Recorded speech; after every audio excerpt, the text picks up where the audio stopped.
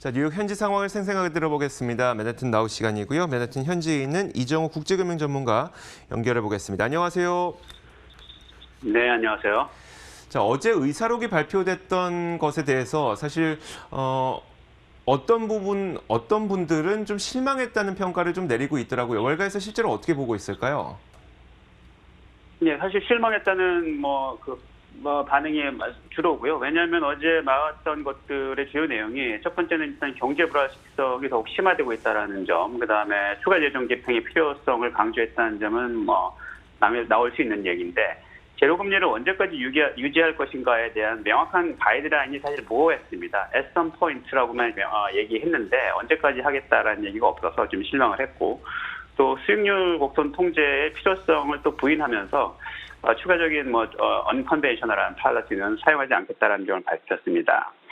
이 수익률 통제 곡선 얘기를 오늘 좀 해보려고 하는데요. 이 yield curve control, 우리가 줄여서 YCC라고 하는데, 이 YCC는 중앙은행이 이 국채 수익률 곡선을 직접 통제하겠다는 뜻입니다. 다시 말해서 국채 만기별로 페드가 목표로 하는 수익률을 맞추기 위해 해당 만기별 국채를 적절히 매입해서 수익률 곡선을 원하는 모양으로 만들겠다는 뜻인데요.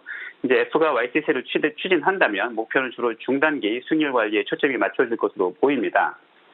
근데 YCC와 QE가 다른 점은 그 YCC, QE 모두 중앙은행이 국채를 매입해서 원하는 국채 금리를 만들어낸다는 점에서는 같지만, QE는 일반적으로 매입 목표량을 정해놓고 국채를 매입하는 것이고, YCC는 만기별 목표 수익률을 정해놓고 그것에 맞추기 위해 필요한 만큼만 해당 만기물을 매입하는 것입니다. 물론 최근 연준은 무제한 QE를 공언하면서 별도의 목표량 없이 필요한 만큼 매입하겠다고 하기는 했습니다. 이건 새로운 버전의 QE가 되겠는데요. 어쨌든 이런 이유 때문에 QE보다는 YCC가 보다 효율적인 정책 수단이 되는 겁니다.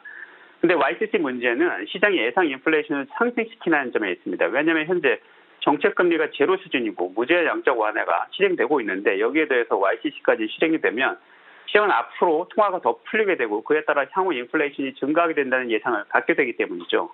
이렇게 예상 인플레이션이 증가하게 되면 명목금리가 현 수준으로 유지되고 있는 가운데 실질금리는 하락하게 되죠.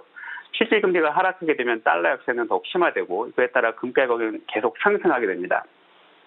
어제 발표에서 연준은 현 시점에서 YCC의 필요성을 부인하는 내용을 밝혔기 때문에 오늘 시장은 위 시나리오와는 반대로 움직였습니다. 즉 예상 인플레이션은 하락했고요. 실질금리는 상승하고 있습니다. 그 그림에서처럼 물가연동 채권의 금리가 상승 중인 것을 알 수 있고요. 또 실질금리가 상승하면서 달러는 강세 전환되었고 금 가격은 하락하는 모습을 오늘 보이고 있습니다. 결국은 굉장히 실망스러웠다는 얘기인데, 맨해튼 현지 분위기도 좀 전해주시면요. 지난주에 신규 실업수당 신청자가 110만 명으로 예상 밖으로 증가했죠. 이 와중에 아메리칸 에어라인은 9월 말 시한인 정부 지원금의 연장이 불발될 경우에 10월부터는 미국 내 15개 중소도시로 운항하고 있는 전 노선을 중단하겠다고 밝혔습니다. 미국의 실물 경기가 계속 살아나기에 시간이 더 지체될 것으로 이렇게 보입니다. 알겠습니다. 결국은 정부의 부양책이 절실히 필요한 시점이란 얘기네요. 좋습니다. 지금까지 맨해튼 현지에서 이정우 국제금융 전문가로부터 이야기를 들어봤습니다. 고맙습니다. 감사합니다. 자, 이렇게 1부 마치겠습니다. 잠시 후 2부에서 더 많은 내용들고 찾아오겠습니다. 잠시 후에 뵙겠습니다.